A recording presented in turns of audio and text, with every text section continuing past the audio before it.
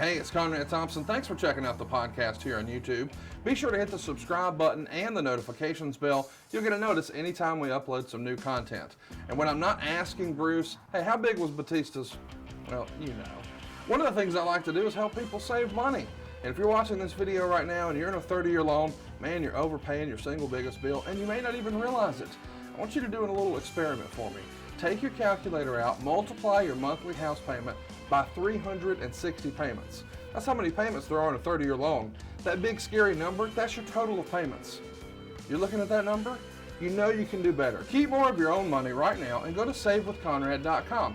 Or maybe you've got credit card debt. Man, it's not a matter of if I can save you money with that. Your average interest rate on a credit card is more than 20%. And by the way, all the interest you pay on those credit cards, it's not tax deductible. Whereas the mortgage interest, well, that is tax deductible. So if you owe this debt, it's up to you how to pay it back. Doesn't it make sense to get the cheapest rate possible and the greatest tax deduction possible? Find out how much money you can save right now for free at savewithconrad.com. You don't need perfect credit. Even scores in the 500s can be approved, and it's no cost out of pocket. But maybe best of all, we're licensed in more than 40 states. We can help more families than ever before. But how much can we save you? Find out right now for free with a quick quote from savewithconrad.com.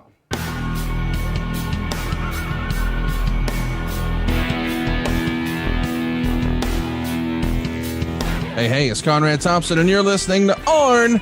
And of course, we can't do it without the Hall of Famer, the founder of the Four Horsemen. He created the damn spine buster. Ladies and gentlemen, he is Double A. He is the enforcer. He is Arn Anderson. Arn, how are you, man? Doing great. Every week gets a little better.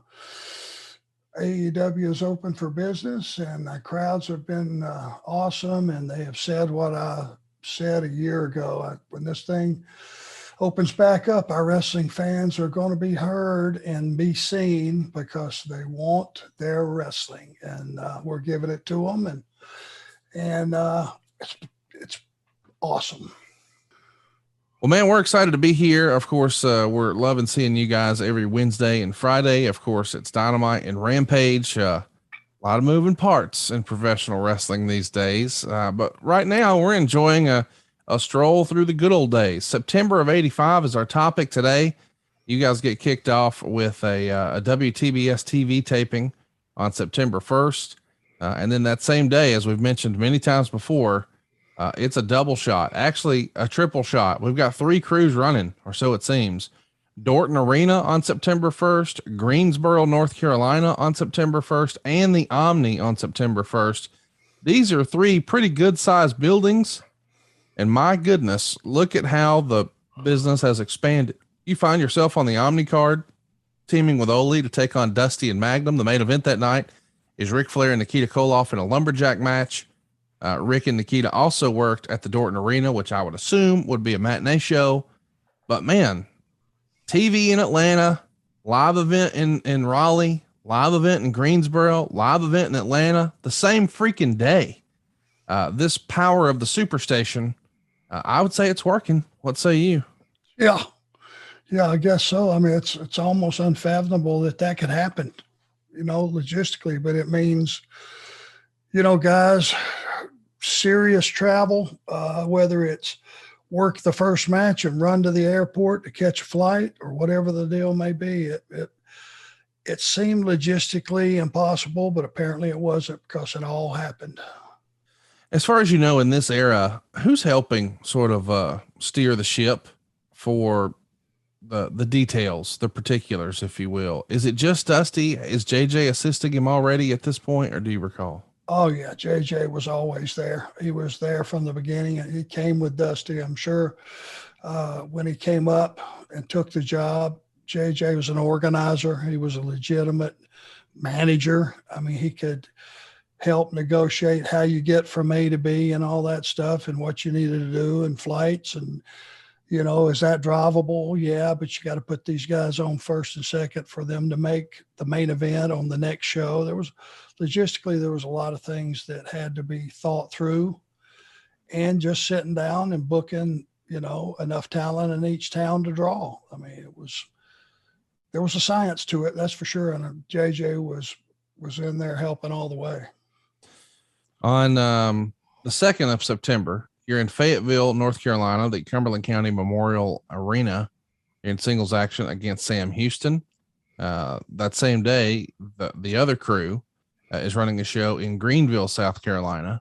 Did you have a preference? I know once upon a time in the WWF, there was sort of an A town and a B town. And if you weren't sure which card you were on, the A town was the one with Hulk Hogan. So if you're on the other card, well, by process of elimination, you're on the B card. Did that sort of vibe exist here in the NWA and Jim Crockett Promotions in '85? Well, because it was a funny thing. If let's just say you had Flair and Dusty in one town, and let's just say you had Tully and Magnum in the other town, then you could put the Andersons against whoever in either town, and the Rock and Roll against the Midnight in the other town. And it started to balance out. You would look at the card and you had if you had two matches of bona fide top guys, stars, you were going to draw in either town. And just depending on, if you got to play, if you got to pay Flair and Dusty, that's the champion and that's your top baby face. And that was a big payoff. And if you were the main event in the other town, the B town, you did pretty well too. First two, the last two matches. So it wasn't a bad deal to be in either of the two, really. September 2nd, there's also a big show happening down in Florida. It's the Battle of the Belts, where Ric Flair is going to wrestle Wahoo McDaniel in a 2 out of 3 falls match. Your main event back in Greenville, though, on that same day is the Rock and Roll Express versus the Russians. And your main event on that same day, September 2nd, in Fayetteville, North Carolina, is Magnum and Tully. Dusty and Ole are working second from the top. And you're in the mix as well against Sam Houston, as we mentioned. On the 3rd, though, we're going to get the band back together for a TV taping. And this is where we start to see a bit of an angle. Sam Houston gets an upset win over Arn Anderson. He does it with a roll-up just under 5 minutes after Arn became distracted by Magnum TA, who was on the apron. So Ole's doing guest commentary for the bout. And of course, Sam Houston's arm is in a cast because he recently had it broken by the Andersons. And then eventually, midway through the bout, Magnum shows up. And after the bout, of course, the Andersons are going to double team Houston until Dusty and Magnum manage to clear the ring. So we're continuing that story. And I think we've got a little bit of a clip here from that action on Worldwide. It happened on the 7th of September, 1985. Let's take a listen. But we got something for you today. This kid here, right here on this program, Daddy, has challenged Arn Anderson one-on-one, head up, and we're excited about it. And I know you're excited about it, baby. Nothing can make me happier, Dusty. I can't wait. I'm going to wrestle Arn Anderson in this ring in just a minute. One-on-one. I'm fucking happy. I'm just like, it's like a dream come true. This is no kid anymore. This is a man that fights his own battles.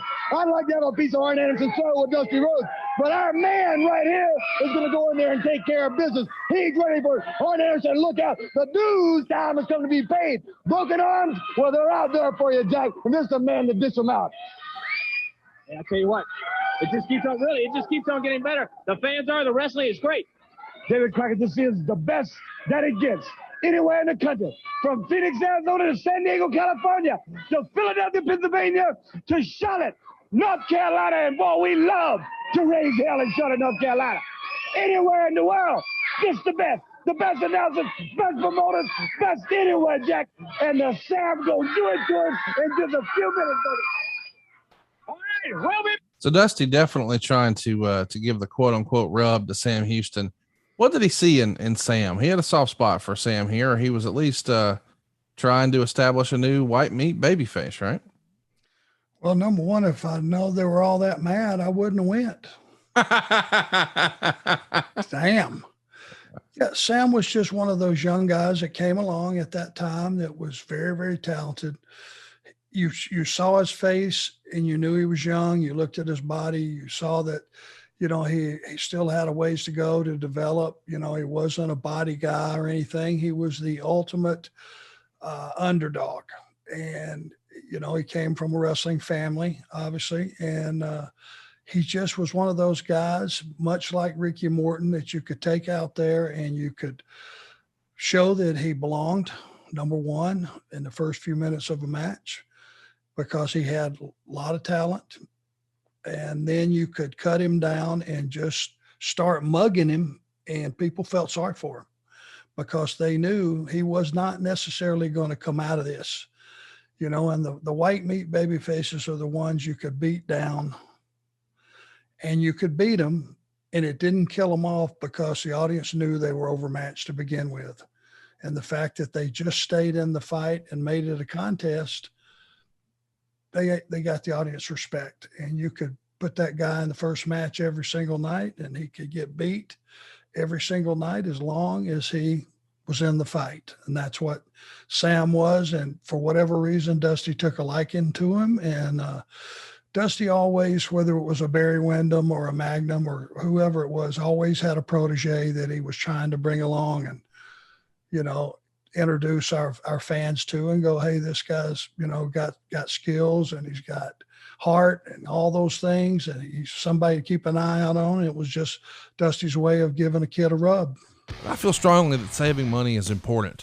You know, if it's not something we worry about now, boy, we are really going to worry about it later. And I want to help you get out of debt faster and do it with cheaper monthly payments. I'm talking to you if you're in a 30-year loan. Now is the time to take years off of your loan. We're routinely helping our listeners cut 5, 10, even 15 years off their loan. And you can do this without perfect credit with no money out of pocket. You've just got to start at savewithconrad.com. Again, this is from the television taping that happened on September 3rd in Gaffney, but it would air on Worldwide on September 7th. And we've got a clip of the brawl at the end of the match between Arn and Sam. Let's go to it. Arn Anderson!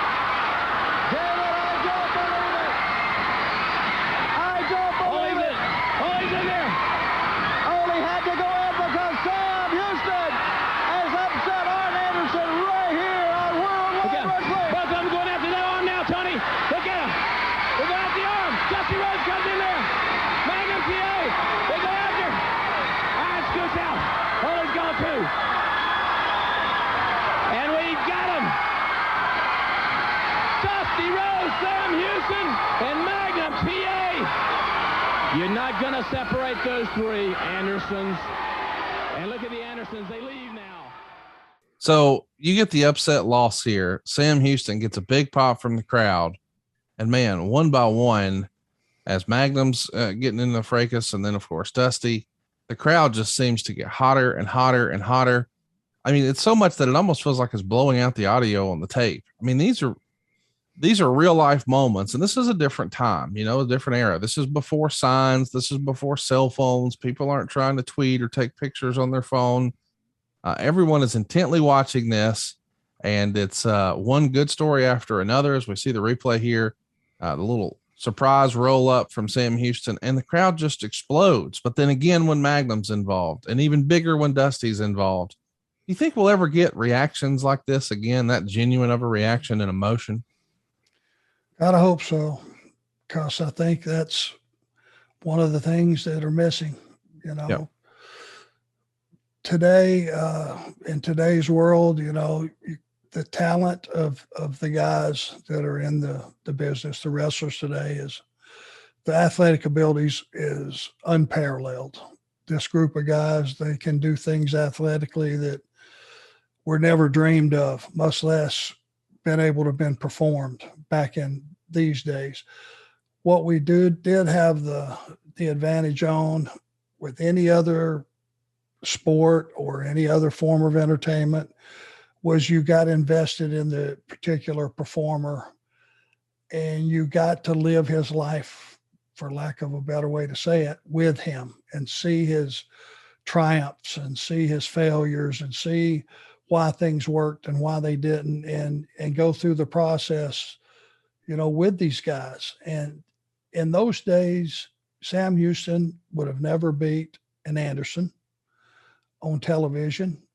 It just wasn't done. And to do it the way it was done with an assist from Magnum who definitely had every right in the world to do what he was doing after what we had done to him.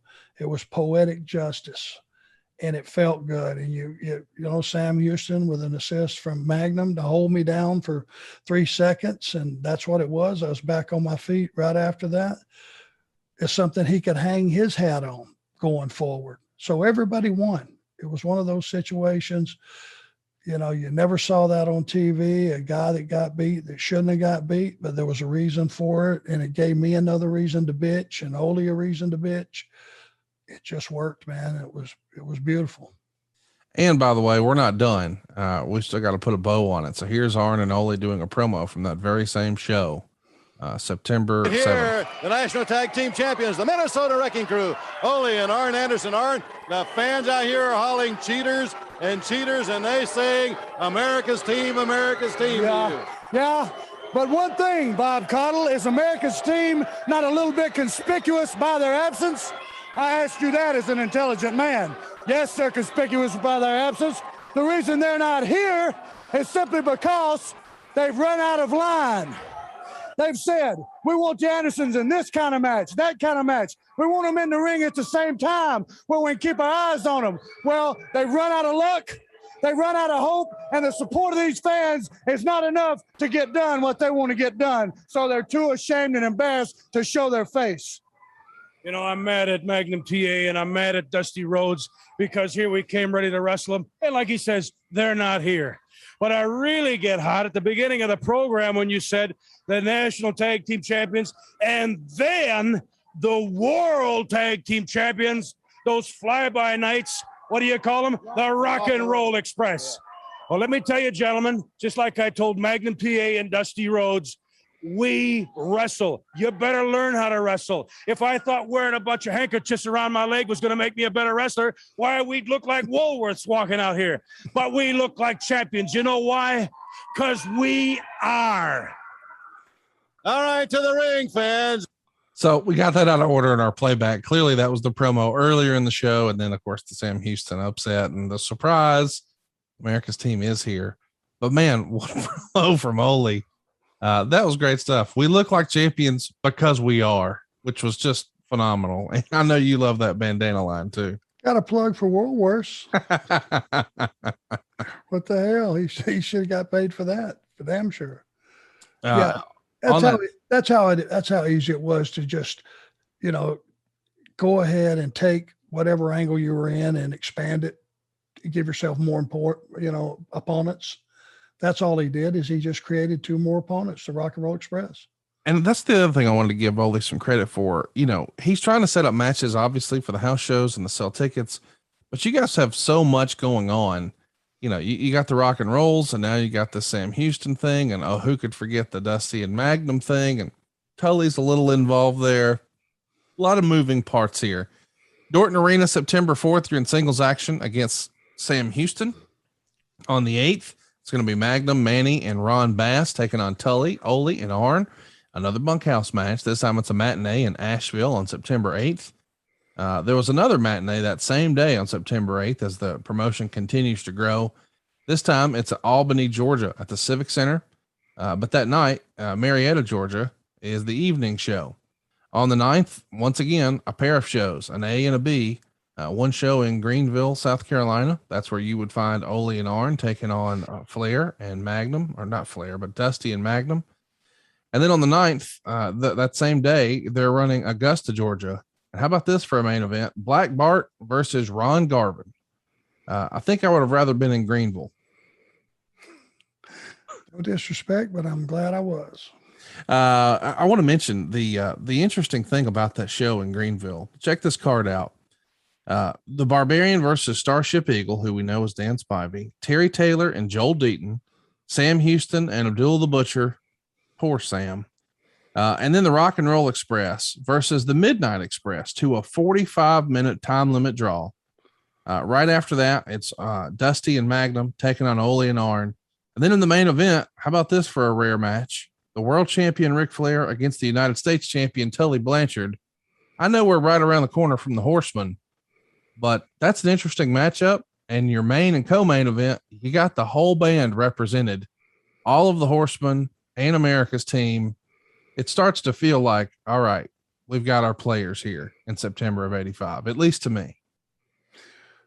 You said Flair versus Tully? Yeah. Wow, that is random.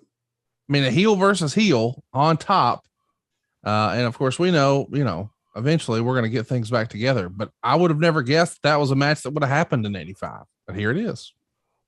Well, and at that time, without us having a history really together, other than just some random tags and stuff, there was no big relationship with Flair and Tully, right?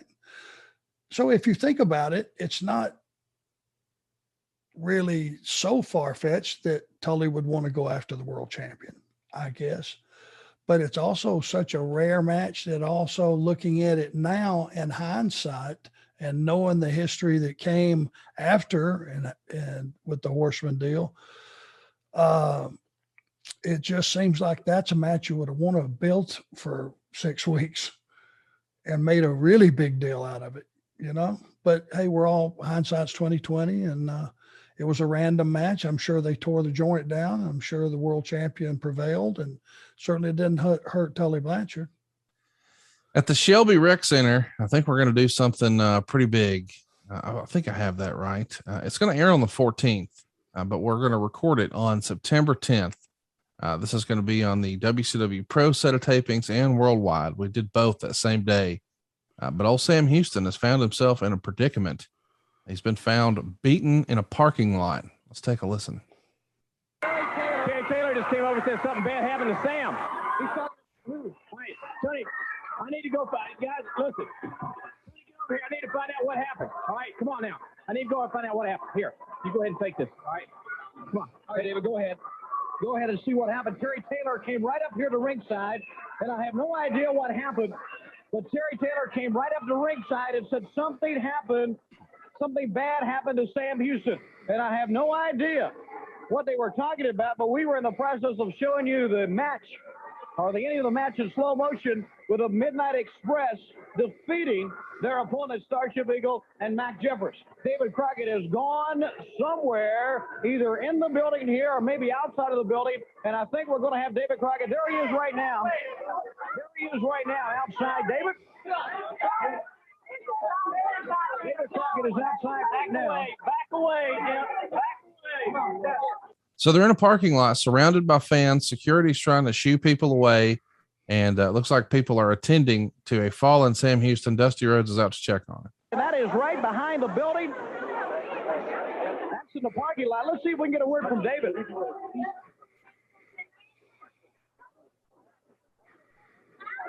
you see Dusty Rhodes. There you see Terry Taylor. Can y'all hear me? Terry Taylor. All right, let's see if we can go to David Crockett. David? Hey, guys. What is going on out there? Obviously, David. So we can get the camera over. They're taking Dusty Rhodes, Magnum. They're taking Sam Houston in. Oh, this is into the room. This is not pretty at all. What happened to him? I'm not sure.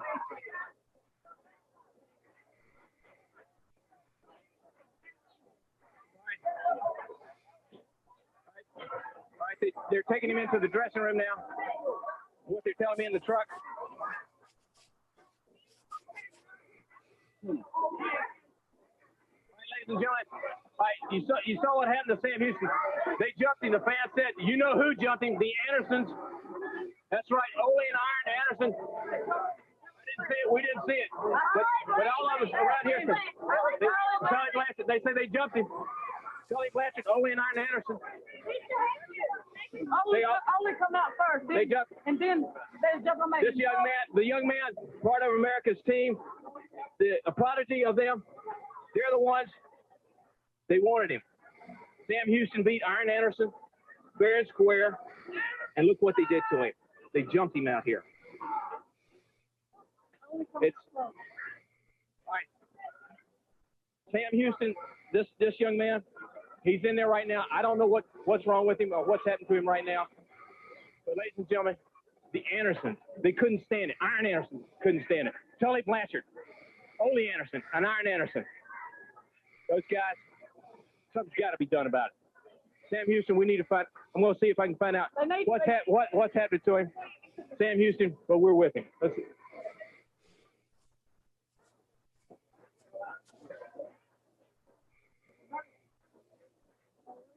Dude, that was great shit. Chaotic, wasn't it? Getting a shot in the locker room while you've also got David Crockett just wandering around without a microphone, just trying to figure out what's going on. Police in the background, everyone forming a circle around a fallen wrestler. And then one by one, people coming over almost like David Crockett was a news anchor. Here's what happened. It was amazing when you really think about how real that felt.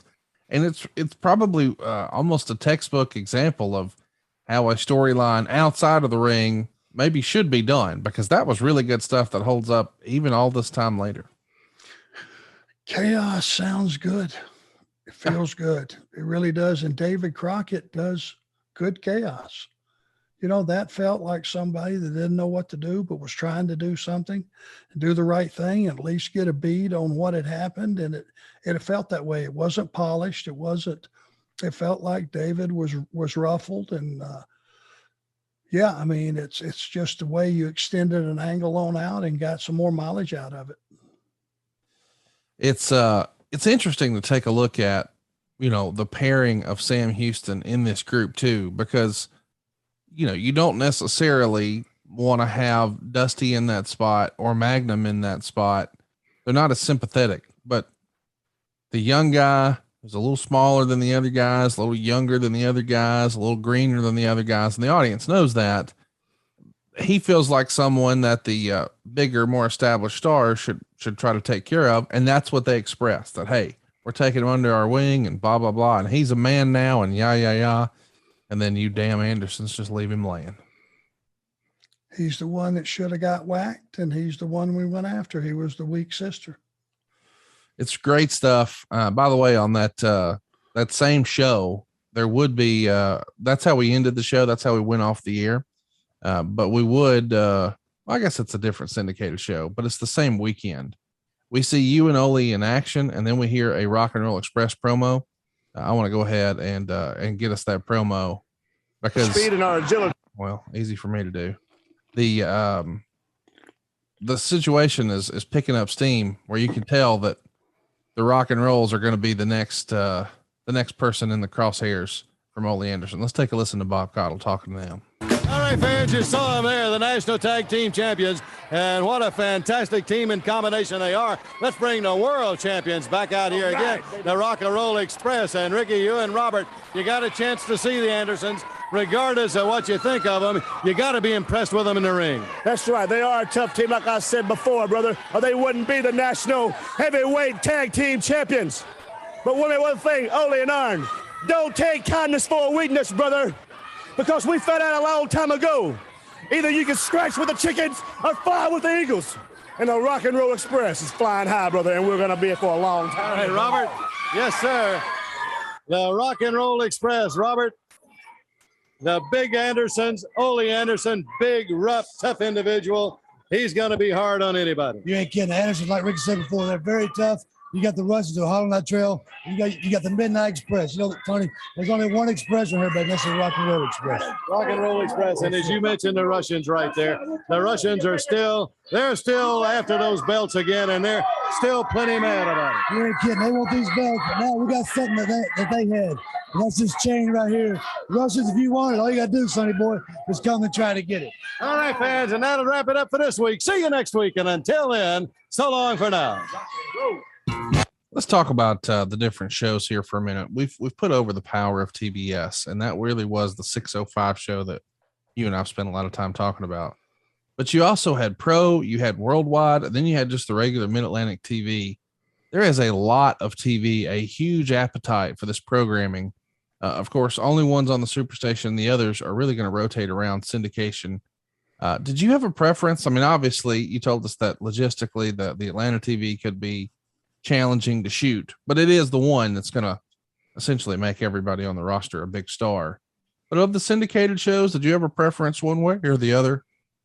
Not really. You know, the one thing that you were aware of, you had a couple of different audiences. You know, the cable show reached out to pretty much all demographics, but your morning show catered more to kids. Kids were up watching cartoons. Kids were watching, you know, a lot of times our syndicated show would be anywhere from 9 to 11 in the morning, Saturday morning. And that reached a different audience, you know, a lot of kids. And you could tell that that benefited the Rock and Roll Express and the Baby Faces and all those guys. So they all had a lot of value. It was just hard to beat that cable that went basically everywhere. Yeah, it's fun to go back and watch how every show had a little bit of a different look and a different feel. I love David Crockett. I think he is criminally underrated. I think everybody pretty much universally praises Bob Cottle, but I don't think enough nice things can be said about either one of those guys. Let's talk about Cottle first. Any good Bob Cottle memories you can share with us? Well, he's just another one of those nice men, you know. And to say a guy's a nice man in the wrestling business almost feels ludicrous, but he really was. And he loved the business. He had been around a long time. He was a face that people identified with, you know. And he was just a guy that he was, I would say, best word is understated. He didn't get too emotional when it wasn't warranted. There was never a time that he downplayed something when he should have been, you know, more excited. He was just a guy that was telling you what was going on, and he sounded like a normal guy with a normal voice and a normal opinion. And I think that was his niche. I just, I feel like he brought so much dignity and respect and class and credibility. I mean, he felt like, I don't know, you know, wrestling sometimes is filled with these wacky characters. And he was the straight man. And I don't know, it felt like afterwards he'd be the deacon in your church. So you just you wanted to mind your manners around Mr. Cottle. You said it a lot better than I could, but you hit it right on the head. He really was. He was a dignified character in the middle of chaos. It's pretty crazy when you think about, you know, the impact he had on wrestling. And I do want to talk about David Crockett here for a minute, because unbelievably, David Crockett managed to swing through an AEW show not too long ago in your hometown of Charlotte, and second home away from home. And he got to do commentary over on YouTube. So if you're like me and you love the good old days here of Jim Crockett Promotions, I can't recommend that enough. Go watch the AEW channel on YouTube, and you'll see David Crockett calling some wrestling. How cool was it to see David after all this time? Yeah, it just takes you back to the Charlotte days, and the Crockett's were, you know, generationally, it was Crockett Sr. and then, you know, Crockett Jr. and David and Jackie and Francis. You know, they were people that had lived here for decades and decades and been involved with wrestling and been involved with baseball. I think it was single A baseball, and they're just people that you knew locally. They were sports celebrities in this town. It's just fun to go back and watch the good old days like that, and hear the guys who provided the lyrics to the music that you guys were making. I want to briefly talk about tag team wrestling here for a minute, because I feel like, and I know it's trying to make a resurgence with guys like FTR and certainly the Young Bucks and on and on. There's a lot of great tag teams now, but this might feel like the heyday here. I mean, just in this promotion, you've got the Road Warriors and you've got the Russians, but you've got the Rock and Roll Express, you've got the Midnight Express, you've got the Andersons. I mean, this is a who's who of tag team wrestling in this era, is it not? Well, and you haven't even gotten, when you mentioned all those names, did you say Four Horsemen? Just the Andersons, Ole and Arn. Well, it wasn't the Horsemen, because out of that group, you could take that group of four wrestlers and a manager and pair them off, and you had a brand new team. Yeah. Whether it was Rick and myself, or Ole and myself, or Tully and Rick, or whatever the deal, you added 5 more teams to the list you just announced. So it was a heyday for for tag teams. Now you got the Garvins coming along and all kind of other teams that it just made it really exciting, and they were identified and they were recognized as being a team, but you could also split guys up into singles, and it led to having a very full roster.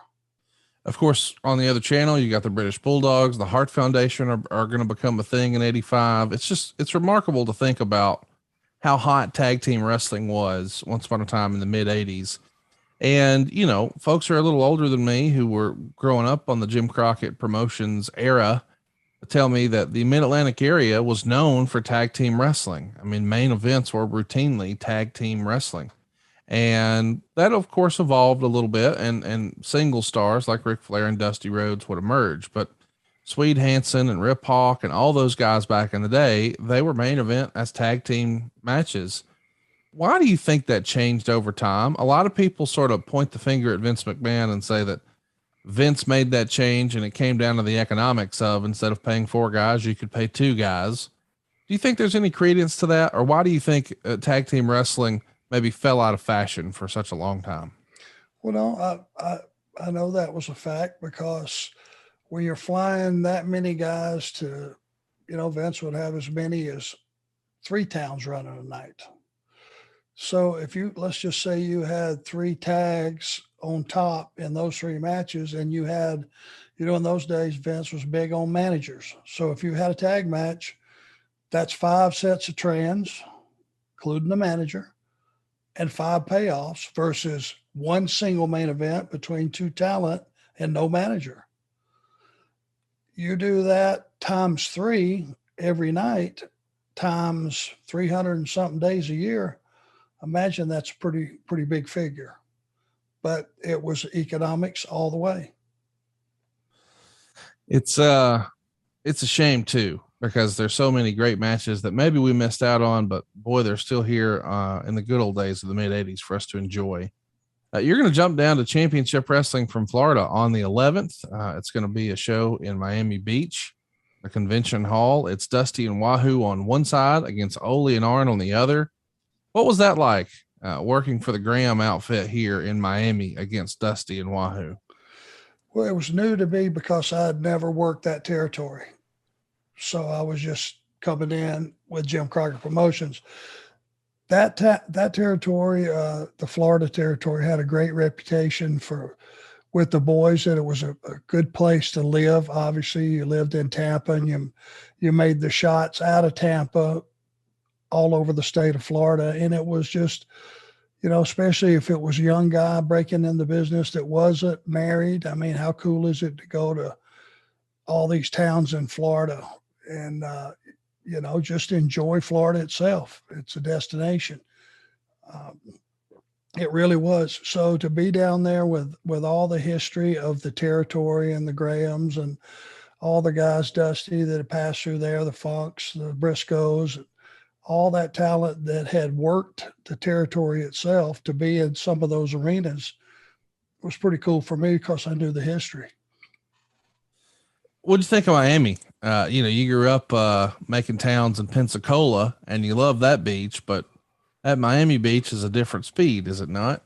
Well, you got to look at the way it was scheduled, and pretty much the way it was. If it was a situation where I think you did TV in the morning in Tampa, and then you had to jump in the car and drive to Miami, which was right around 300 miles. And then you would have to drive back after the show, because notoriously, the way they had it scheduled, you would have a town north of Tampa running the next day. So it wasn't like you were making a loop. You went down and back. That was a pretty full day. And, I think the time that we ran that, I'm not sure, but I thought we did a TV that afternoon too. Maybe not, but still, it's a pretty good haul down there. And like everything else, it's not like we just went over to South Beach and hung out afterwards. We were probably traveling somewhere else, so we didn't get a chance to enjoy Miami. But, for the guys that work the territory, I'm sure they would schedule it sometimes to just go down maybe a day early. I don't know. Not really, but it was It's always cool to be in Florida. The card is pretty impressive when you think about it. It's Coco Samoa and Jack Hart in the opening match, Hector Guerrero and Kendall Windham teaming up against the Grappler and Rip Oliver. Then Mike Graham and Rick Rude going to a draw. Buddy Rose working with Frank Lang. Magnum TA is going to wrestle Tully Blanchard to a draw. Then we've got Dusty and Wahoo in there with you and Ole. And your main event is Flair versus Billy Jack Haynes. I don't know, man. It just feels like you guys could have had some fun if given the opportunity in Miami. After the shows in this era, are you going straight back to the hotel? Do you feel like, obviously it's 85. Is it designated baby faces stay in this hotel, heels stay in that hotel, even when you're on the road like this? Well, again, I would think that after that show, either we had a flight or. Oh, you didn't even think you stayed the night. You think you were right back. Well, we either jumped in the car and drove back, and you may have a record of what the next show was. Yeah. The next day you're in Columbia, South Carolina. So that would be a hell of a drive from Miami to Columbia. Yeah. So I can guarantee you what we did. We checked in by the airport and the Marriott there, and we would have probably went down, had some drinks in the bar at the Marriott, which was a regular thing. That crew that you just laid out on the card for that sounds like a bunch of leftover from maybe the guys that worked the territory, because those guys were not Jim Crockett guys. It was a championship wrestling from Florida show. We just came down and beefed it up a little bit. You got it. Yeah. So we would have probably hung with ourselves. I'm sure some of those guys from the card would have came to the Marriott. Next thing we would have done, we would have flown out very early, because you wouldn't have flown to Columbia. You would have flown to Charlotte. Time out. Let me ask real fast. I was trying to get into the psychology of, or the thinking in 85. After the matches, it's not like only Flair wants to have a drink. So does Wahoo and Dusty, but it's not like in 85, everybody's just going to be rubbing elbows at the Marriott bar, or are they? What does that look like if guys want to blow off some steam after a show, but we've still got to quote unquote keep kayfabe because we got good guys and bad guys here?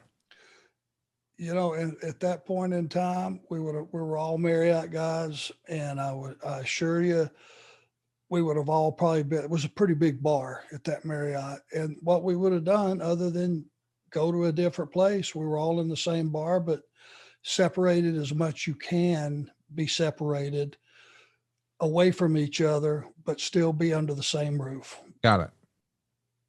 And that's the way it was, and that's the way you took care of it. And because we're all Marriott guys, and location was everything, because it was right at the airport. You had an early flight. There was logistics. That was the reason. But we would still, you wouldn't go, oh God, there they are. We can't go in there. It started to morph a little bit at that point. September 12th, the next day, as we mentioned, you're in Columbia, and you're in the main event. It's going to be Dusty, Magnum, and Manny taking on Tully, Ole, and Arn. On the 12th, they're running shows in Wheeling, West Virginia. On the 13th, there's two shows, one in Oxford, Alabama, but that's really a continental show, just Flair taking on Brad Armstrong. But we have a JCP show at the Field House in Williamson, West Virginia. On the 14th, we're in Columbus, Georgia. And then we're doing TV again on the 15th in Atlanta. Later that night on the 15th, there are three shows. Of course, we're going to have a matinee squeezed in there. But College Park, Georgia is going to see Ron Garvin and Black Bart on top. Norfolk, Virginia is going to see Dusty, Magnum, and Sam Houston taking on Tully, Ole, and Arn once again in a bunkhouse match. And in Pensacola, Florida, a JCP promoted show with the Rock and Rolls versus the Midnights on that same card, Magnum on that same card with Tully, even the Road Warriors working with the Russians. The main event is Flair versus Dusty. So that Pensacola show is loaded for bear, but strangely, there's only 2,000 folks there. Do you think the Pensacola market was softening? Is September a bad month in that era? Was there not adequate promotion? Why do you think that show would only have 2,000 folks there with that loaded of a card? Wow. And what was the middle show? So you had three shows that day on the 15th, one in College Park, Georgia, one in Norfolk, Virginia. But then the big show to me is Pensacola, Florida. It's Buddy Landell over Sam Houston, Manny Fernandez over Crusher Khrushchev, Brad and Steve Armstrong over Arn and Ole by DQ. Jimmy Valiant in there with the Barbarian. The Rock and Rolls are going to beat the Midnight Express. Tommy Rich is going to defeat Adrian Street. Magnum TA is going to go to a double count out with Tully Blanchard. The Road Warriors are going to beat the Russians when Ivan is pinned. And then in the main event, Ric Flair beats Dusty Rhodes by disqualification. That feels like a freaking Starcade. And there's like 2,000 fans here in Pensacola. I cannot tell you why that did not draw better. That's unless it was not locally promoted as heavily as it should have been. They just relied on the cable. One thing, I tell you something that is a very real thing, and people may use it as a cop out, but I know it's real because I've been around 40 years. School starting. Yep. Made a difference in our business. September, notoriously, was not a good month for wrestling. And let me pile on there, Arn, because I feel like sometimes people think, oh, that's an excuse, because Bruce will sometimes say, well, the new gas station opened. But you got to appreciate this is a socioeconomically depressed area. The median income, household income, is not exactly what you might imagine. And when kids go back to school, it's not just a matter of, oh, they can't get down there. No, they can't afford to take the kids because you've got all these new fees. You got to pay for the kid's football helmet. You got to pay for him some new books. You got to pay for him some new shoes. You got to pay for him some new clothes. And if you got a whole litter of those little rugrats, you got all that going. Plus you got lunch money and et cetera, et cetera. So there's a lot of newfound expenses whenever kids will go back to school. And, you know, maybe that $10 on wrestling just didn't quite check all the boxes that you needed it to that month. Well, that and the fact that Jim Crockett Promotions was a hot commodity that time. We were flaming up, right? So I'll bet you the ticket prices were very high. Yeah. You know, that's another negative. Plus the fact that, you know, all those years prior to that, Continental had ran Pensacola every single Sunday. So it had been ran a lot prior to us getting there. So it probably feels like, well, I'll just see them next week. Yeah. I mean, all these guys, we can't afford to pay those Jim Crockett Promotions, but our guys who we're familiar with anyway will be back next Sunday. So we'll just go to that show. They could all be reasons that, you know, 2,000 people, that's not much. And I bet you the rent on that Civic Center was not cheap. Fayetteville, North Carolina is where you're at the very next day on September 16th. Think about that. You're going from Pensacola to Fayetteville one day later. It's once again going to be a bunkhouse match. Dusty, Magnum, and Sam on one side, Tully, Ole, and Arn on the other. On the 18th, you're going to be wrestling the Rock and Roll Express along with your partner Ole to a draw at the Dorton Arena. On the 20th, you're going to be in singles action against Terry Taylor. What do you remember your first impressions being of a young Terry Taylor here? A lot of people think in this era he was trying to, for lack of a better word, do his best Ric Flair impression. And he was. There's no way to dispute that. But he did it from a perspective, I think he idolized Flair. It wasn't trying to be a cheap copy. He idolized Rick and he copied Rick. He just took it to an extent of everything from the robe, you know, to a little bit of the strut and all the, you know, some of the things he did during his match. I think it was to pay tribute to Rick. But when Terry was being Terry, he was a very good upper middle babyface that had good skills, was a handsome guy, you know, gear always looked top shelf, tanned, all those things that you could do to make yourself look like a bigger star. And he had really good babyface skills. So he was a guy that you figured you wanted on your card to be that upper middle guy that could put your top guys over, and it would benefit both guys if it was a competitive match. And Terry had a pretty good, you know, career, you know, as far as wrestling. He lasted for, I don't know how many years, but he had a pretty good run. I think this is one of the first singles matches you guys would have. I know you had wrestled each other in tag matches, but it feels like the promotion had to be pretty high on him here because not only are you wrestling Terry Taylor here, but he gets the win. Let's play a little bit of a clip here from the TV that aired right before, though, or I guess it's the next day. It's going to air on Worldwide, the 21st. We're going to hear from Arn and Ole here. Let's take a listen. With me right now, the United States heavyweight champion, Tully Blanchard. There are many men all over this country that drool and cringe and their juices flow at the baby doll. David Crockett. I bet you're one of them, aren't you? Look at that smile on his face. You know, I tell you what, I was in the ring. I didn't get to hear what the omnipotent Magnum TA had to say, or what Sam Houston had to say. But you know, Sam Houston got all beat up. And if I didn't know better, Ole and Arn, come on in here. If I didn't know better, I could swear that Sam Houston, not doing his manly duties properly, got beat up by his girlfriend and trying to accuse Ole Anderson, Arn Anderson, Tully Blanchard of having to stoop to the depths of attacking the poor boy in a parking lot. I don't think so. I tell you what, let's show this tape. We got to tape the show. I left it out there. Here, now see David Crockett. We see David Crockett. Ole, Arn, do you see us three anywhere? Do you see Baby Doll anywhere? David Crockett, we're a total of about 750 pounds of men. Now, do you see anybody out there that's 250 pounds? I sure don't. Do you see anybody that looks like the United States heavyweight champion? I don't see anybody out there that's either that big or got that much class. What happened is he got caught with some 15-year-old out back, and his girlfriend smacked his face for him, and he just don't have the guts to admit it. That's what happened to him. Well, you know, Ole, usually the man of many, many words. He's being a little bit, you know, it's very bad to be called a liar.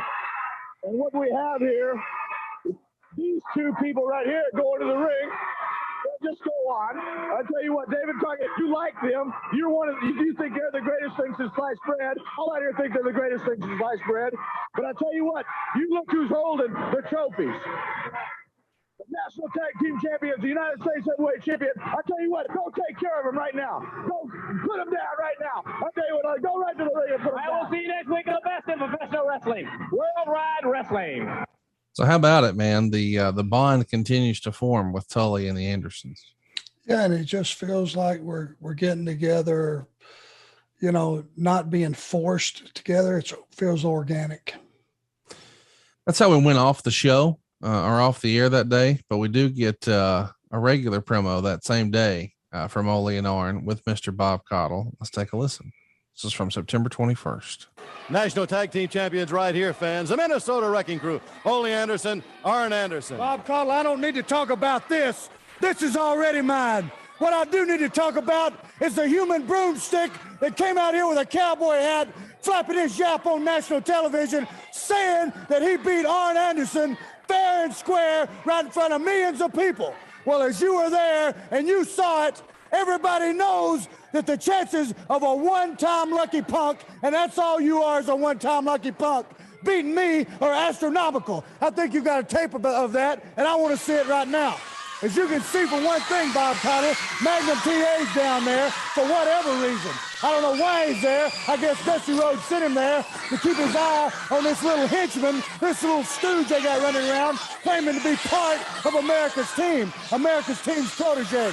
Like you see right now, this is Anderson going to work. I am punishing that arm that's already broken. He's on the verge of quitting. Matter of fact, he mumbled to himself, for me under his breath, I do quit. I'm ready to quit. Please leave me alone. I still don't know why Magnum's there. There's no reason for Magnum to be there. The fact is, I took him a little bit too light, and he was just plain lucky. Now, as you see right here, Bob Cottle, he may have made history for one brief second. But Samuel Houston, the one little bit of recognition you got, the retribution you're going to receive is going to far exceed the little bit of limelight you had. I told Magnum TA one time, he didn't listen. Now I'm telling you, Houston, don't let me catch you alone anywhere. Look into my eyes when I'm telling you, don't let me catch you anywhere.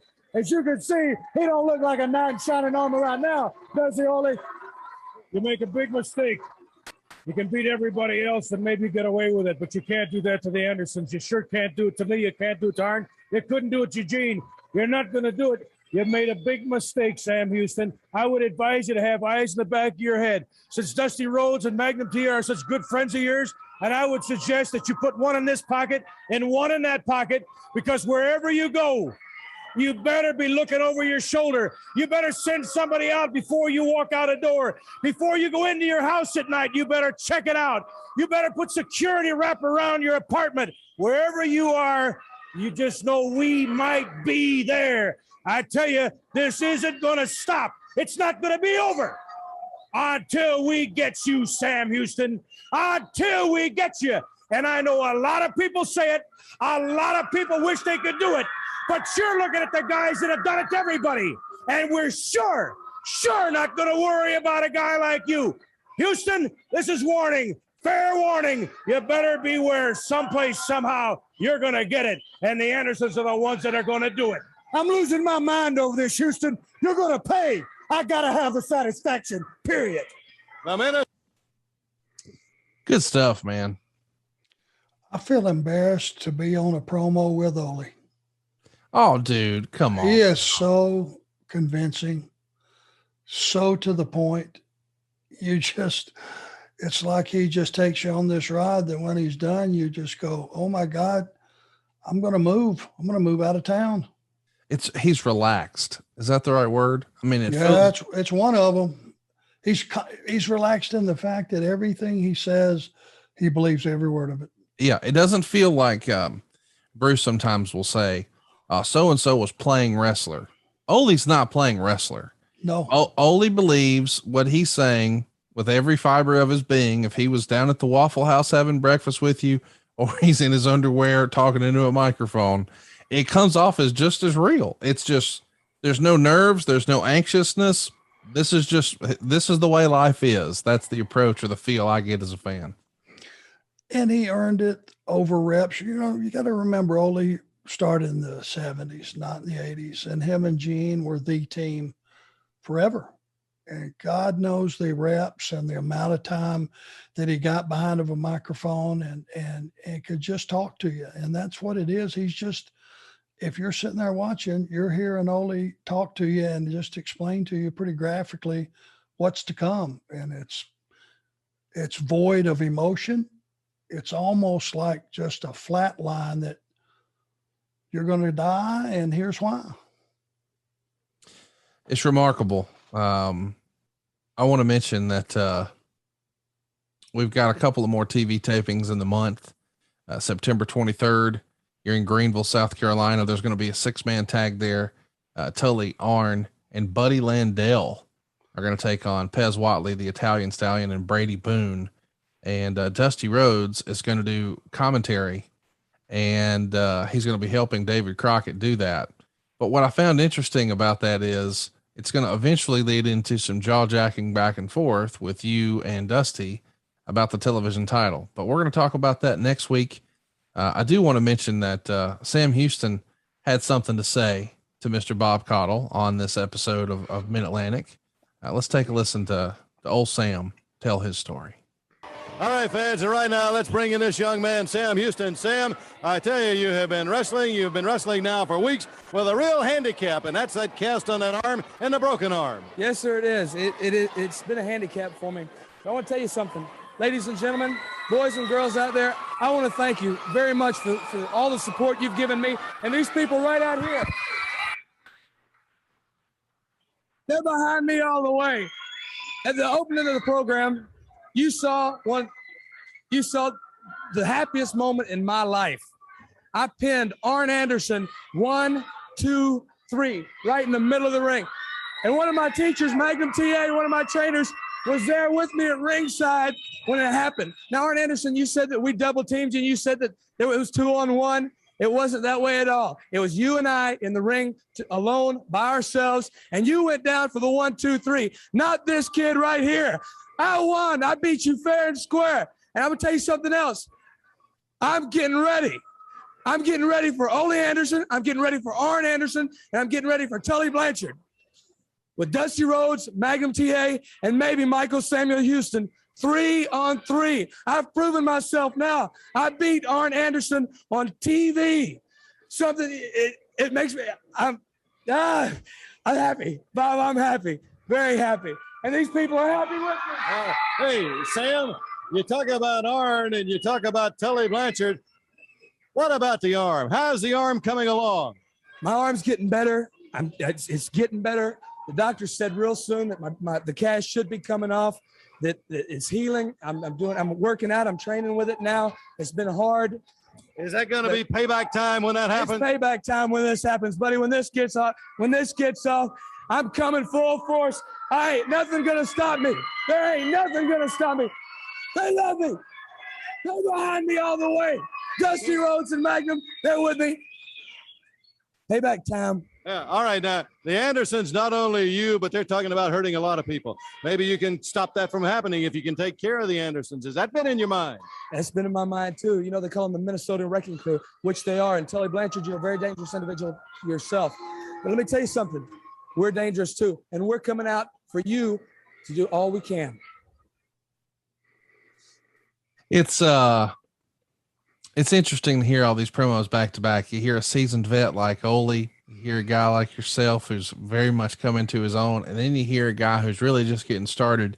And in a weird way, because he's a babyface, it's kind of endearing and kind of charming that he's so excited that he doesn't really know what to say. I mean, I don't know that out of context you would appreciate that, but in the context of this story, that he's the young gun, it really makes sense. In that era, in that day, he did pull off a miracle. Yeah. With some help. And he was actually, as a babyface, said he did it by himself, which he didn't. But they accepted it. And the fact that he is basically talking in circles and so ecstatic that he's just overzealous works, because he did something unheard of. And it fit the time and it fit the era and it fit what was going on. And you're right. It kind of endears you because it humanizes Sam to the audience. Yeah. He's a young guy just trying to figure things out. And he had this gift fall into his lap and he did the unheard of. And now he's going to be a victim, but, you know, including the fans, you know, being behind him. Some people would say it's just too cheesy, but it worked for him in this particular situation because they did get behind him, and it was it's okay to say that. Let my family save your family some cash. You don't need perfect credit. You don't need money out of your pocket, but we will save you money. It's not a matter if, it's a matter of how much. SaveWithConrad.com. Well, we got a lot to say about next month, and we'll be talking about it next week. It's September of 85 coming to an end. October is right around the corner. Let's button up the rest of the month though. You guys do a TV taping in Greenville, South Carolina on September 23rd. As we mentioned, that's where we're going to hear the famous promo where you're saying Dusty's not defending that title, but it doesn't air quite yet. You're going to do another show at the Scope on September 27th. You're going to have 10,000 fans there. Ric Flair and Magnum TA are going to go to a 60-minute draw. AWA is going to do a super clash on September 28th. I mention it because there is some Jim Crockett Promotions talent on the card. On the 29th, you're back in the Omni, and what a big show this is because we've got a lot of moving parts. Ron Garvin is going to team with Terry Taylor to fight the national tag team champions Ole and Arn to a draw. But then in the main event, Ric Flair is going to defeat Nikita in a steel cage match, and after the bout, Crusher Khrushchev closes the door as Ivan and Nikita double team the champion. And then what do you know? Dusty Rhodes comes out to make the save, and I'll be damned. Here come Ole and Arn. They come out, they lock the cage, and they help Flair triple team Rhodes. And eventually Flair hits that big knee drop off the top. And we're going to break Dusty Rhodes' leg in the process. Of course, Flair's going to apply the figure four, and Ricky Morton and Robert Gibson and Magnum TA and Sam Houston and all the baby faces are going to try to make the save, but it's too late. And eventually when the cage door is opened, Flair and the Andersons escape. It's a damn near riot here in the Omni, and the other wrestlers are going to tend to Dusty Rhodes. But that is going to build the Starrcade. That is going to build maybe one of the more iconic promos in the history of professional wrestling, the Hard Times promo. But tell me about that night in the Omni, September 29th, 1985, in front of 12,000 fans. This is maybe the the biggest moment to kick off the Horsemen, but one of the more iconic moments in the whole Flair Rhodes trilogy, and you're right in the middle of it. Well, just the twists and turns that got you to, Dusty coming down to help Flair, and then Flair turns on Dusty when the Andersons get there and joins in the mugging, which was such a curveball to the audience. It's like, what's happening? And once that door got locked,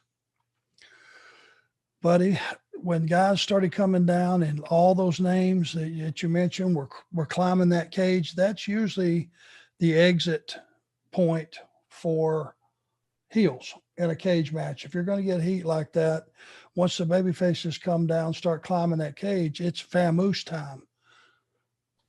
Well, we started knocking them off the cage and the volume went up again. And I'm looking at Ole and he said, just keep knocking them off. And we kept knocking those guys off, and the audience figured out, hey, they're not going to save these guys. They're going to kill Dusty in there. What the hell? And we opened the door and we stepped out of that cage, about 10 or 15 across and about 15 back, started pushing forward. I don't know how many people it was, but they started pushing us back and back into the cage. And had it not been for about 12 Atlanta police officers who came down with nightsticks and were able to beat them back and give us enough room to get out of the cage and hit the floor. And we started working our way with those police officers around us back to the locker room. And it took a while to get there because that place, it was a full-blown riot. It wasn't almost a riot. It was full-blown. And they were hitting us in the head with stuff and, all kind of, we got the hell beat out of us getting back to the locker room. And I got to tell you, it was frightening. I'm not going to bow my chest out and say, oh, hell, we kicked 100 fans' ass to get back to the locker room. That's not the case.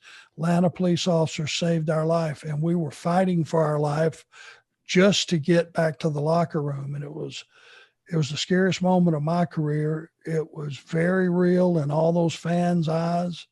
It was very real in our eyes because, man, they put it on us. And it was an angle that just fired what was already a simmering territory and starting to build. It just inflamed it. And because Dusty was that over, it was that first link to the Andersons and Flair being that close. And it was leading to something big time. And we know what that was. We know what that was. You guys put Hard Times on the American Dream. He had just won the TV title in July. Ultimately, that title is going to wind up being vacated. We know where it's going to land, but we're going to land on October next week right here on Arn. I guess we should mention the day after this near riot in the Omni, September 30th, you're in Charlotte, North Carolina at the Coliseum. Dusty Rhodes is in action, a little worse for wear, a little beat down, a little battered. He's in singles competition with Arn Anderson. Now in your now hometown at the Coliseum, you and Dusty one-on-one.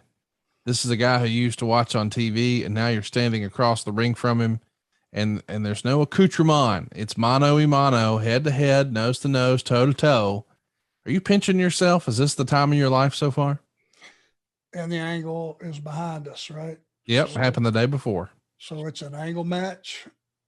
There's Dusty Rhodes, the American Dream, and he is pissed, and he has got a reason to be pissed. And he is in full-blown lightning bolts coming out of his eyes. I would just about imagine if I was a betting man, that was just one ass whooping I had to take. Yeah, unusually, you didn't win that one. Huh. Not only did I not win, I might not have got an offensive move the entire match. I do want to mention Dusty is going to officially be stripped in October, but that's not going to keep you from in advance of that happening, claiming that you're the NWA television champion. And we're going to talk about that next week. By the way, you get all these shows early and ad-free over at adfreeshows.com, including a ton of extra bonus content. Arn's doing watch-alongs, doing live Q&As. If you're loving what we're doing here with all things Jim Crockett Promotions and, of course, Arn Anderson, you're going to absolutely love what we're doing at adfreeshows.com. It starts at just $9 a month. Check it out. By the way, if you'd like to advertise on our show, We would love to talk about your product or service here. Go to advertisewithconrad.com for more information, and tell your friends about your new favorite wrestling podcast. Perhaps the best way to introduce them is to direct them to our YouTube. You can get little bite-sized clips of the show, and then they can decide if they want to take a deep dive and carry on down the road for about an hour or so with Arn and I talking about the good old days of the mid-1980s and Jim Crockett Promotions. We'll be back next week to keep the saga going. It's October 85 on deck, and the TV title is next. For Arn. Hey, it's Conrad Thompson. Thanks for checking out the podcast here on YouTube. Be sure to hit the subscribe button and the notifications bell so you get a notice anytime we upload some new content. And go save yourself some money right now. If you're in a 30-year loan or you have credit card debt, it's not a matter of if I can save you money. It's a matter of how much. Find out right now for free at SaveWithConrad.com.